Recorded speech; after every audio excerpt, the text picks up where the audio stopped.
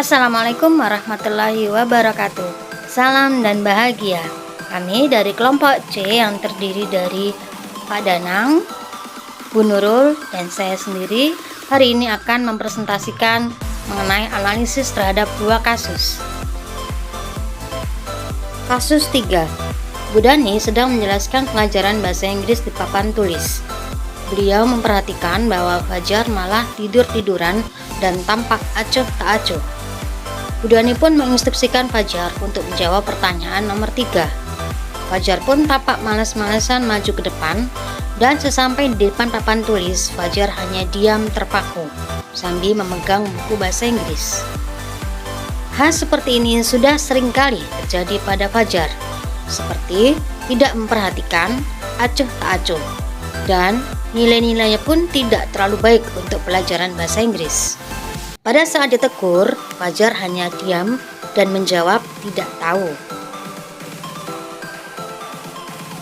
Posisi kontrol yang diambil oleh Bu Dani dalam pendekatannya kepada Fajar ialah pembuat rasa bersalah. Hal ini terdapat pada perkataan Bu Dani, yaitu, "Ayo Fajar, makanya jangan tidur-tiduran. Lain kali perhatikan." Dan pernyataan yang kedua yaitu, "Gimana kamu Fajar, kamu tidak kasihan dengan ibu ya? Ibu sudah capek-capek mengajarkan kamu." Dari hal tersebut, kebutuhan yang diperlukan Fajar ialah kasih sayang dan rasa ingin diterima.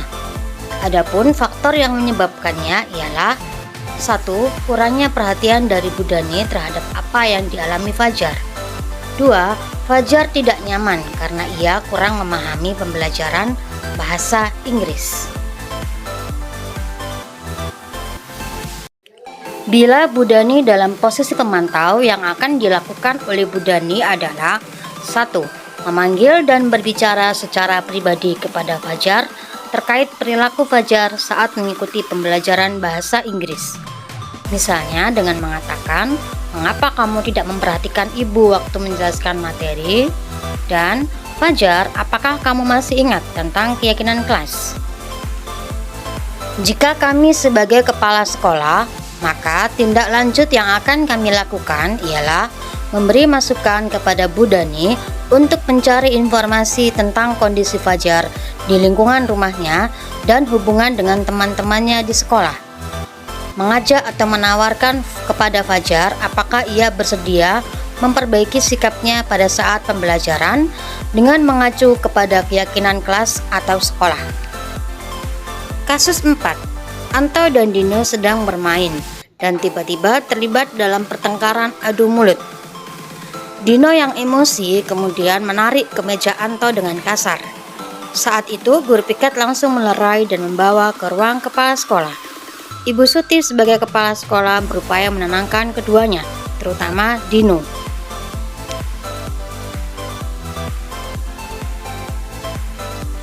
Ibu Suti melanjutkan bertanya tentang keyakinan sekolah yang disepakati, serta apakah Dino bersedia memperbaiki kesalahan yang telah dilakukan terhadap Anto. Dino pun perlahan mengangguk. Bu Suti balik bertanya kepada Anto, hal apa yang bisa dilakukan Dino untuk memperbaiki masalah. Anto pun menjawab, dia perlu kancing baju agar ibunya tidak marah.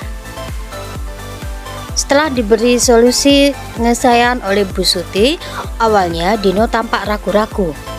Namun, dia memandang kemeja Anto, dan kemudian Dino mengangguk tanda menyetujui. Dan sepanjang siang itu, Dino belajar menjahit dan memperbaiki kemeja Anto. Posisi kontrol yang diambil Bu Suti ialah sebagai manajer. Terlihat dari Bu Suti menanyakan keyakinan sekolah yang telah disepakati, lalu meminta Dino memperbaiki kesalahan yang telah dilakukan terhadap Anto. Bu Suti juga mengajak untuk menganalisis kebutuhan Anto. Dari kebutuhan itu, Bu Suti memberikan tanggung jawab memperbaiki kesalahan sekaligus memberikan pengalaman belajar baru kepada Dino.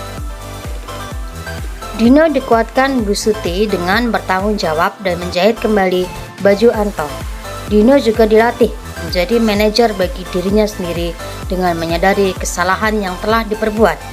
Bu Suti menanyakan hal yang telah disepakati dan mengembalikan tanggung jawab kepada Dino. Bu Suti memberikan waktu dan ruang kepada Dino untuk berubah. Sedangkan Anto dikuatkan oleh Bu Suti dengan menanyakan pendapatnya tentang hal apa yang bisa Dino lakukan untuk memperbaiki masalah. Anto telah terpenuhi kebutuhannya dan Anto mendapat keadilan.